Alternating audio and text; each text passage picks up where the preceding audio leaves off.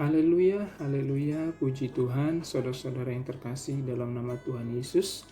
Kembali pada kesempatan ini kita akan bersama-sama merenungkan kebenaran firman Tuhan yang akan sama-sama memberkati kita semua. Ya, hari ini kita akan baca dalam Amsal pasal yang ke-25, ayat yang ke-28.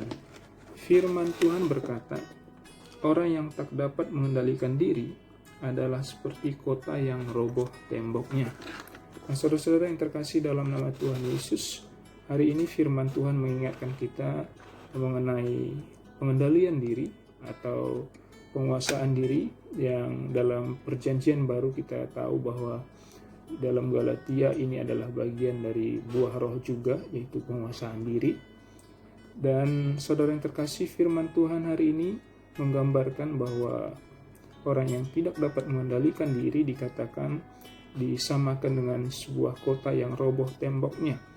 Karena saudara-saudara yang terkasih, pada waktu itu bahwa kita tahu tembok dari sebuah kota adalah gambaran dari kekuatan dari kota tersebut. Ya, kita bisa ingat ceritanya tembok Yeriko yang begitu kokoh. Itu menggambarkan betapa kuatnya kota Yeriko itu, walaupun kita tahu bahwa bersama dengan Tuhan kota Yeriko dapat dirobohkan oleh umat Tuhan. Nah, saudara, tembok ini dikatakan tadi adalah gambaran dari kekuatan dari seseorang. Nah, ketika seseorang dikatakan, saudaraku, tidak dapat mengendalikan dirinya, maka ibaratkan dia adalah kota yang roboh temboknya, artinya yang sudah hancur kekuatannya. Kalau sebuah kota sudah hancur kekuatannya, bentengnya, saudara-saudara, maka dengan mudah musuh menyerang, dengan mudah kekacauan terjadi. Nah, saudara yang terkasih, firman Tuhan ini mengingatkan kita bahwa kekuatan kita yang sesungguhnya adalah ada dalam pengendalian diri atau penguasaan diri kita.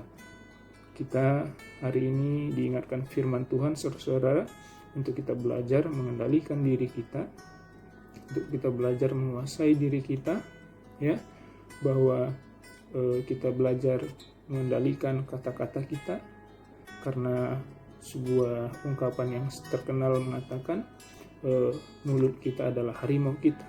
Ya, bisa saja seseorang mengalami kesulitan, kesukaran hanya karena dia tidak bisa mengendalikan mulutnya atau kata-katanya.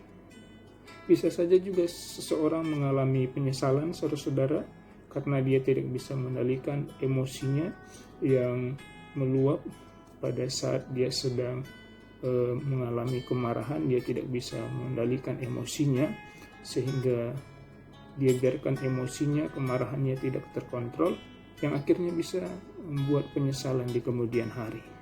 Nah, karena itu, saudara-saudara, banyak hal dalam kehidupan ini, mari kita belajar untuk mengendalikannya, untuk menguasai diri kita, baik itu kata-kata kita, supaya kita jangan menjadi kesulitan karena ucapan kita sendiri, karena kata-kata kita sendiri kita tidak mengalami masalah, tapi kata-kata kita seperti firman Tuhan katakan, biarlah kita kata-kata kita kata-kata yang baik, kata-kata yang membangun, kata-kata yang jadi berkat. Ya. Mari kita belajar banyak hal dalam kehidupan ini, saudara-saudara. Kita belajar terus dan terus untuk kita menguasai diri, mengendalikan diri kita, karena sesungguhnya itulah kekuatan kita untuk membentengi hidup kita, yaitu ketika kita belajar menguasai diri kita, belajar mengendalikan diri kita, ya, seperti kata-kata kita, emosi kita, dan juga keinginan kita, ya,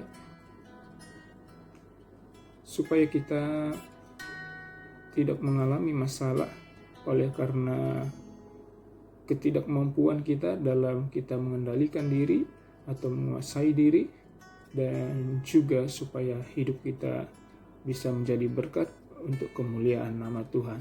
Puji Tuhan, terima kasih sudah menyaksikan firman Tuhan hari ini. Tuhan Yesus memberkati.